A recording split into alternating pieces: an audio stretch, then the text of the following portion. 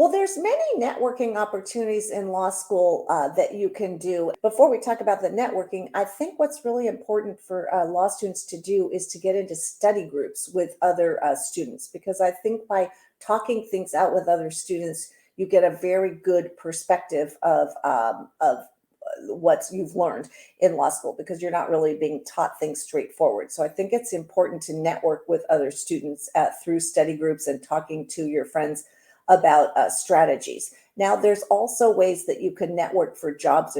There's tons of opportunities in law schools. You can go to the career offices to find networking events that you can go to. But like I said earlier, it's very important for you to focus on your first year grades and not worry about the networking till maybe after your at least after your first semester, because your first semester of law school should be all focused on getting the grades, understanding what to expect of you, focusing on your outlines, your final exams, and networking with your friends to understand more about the classes.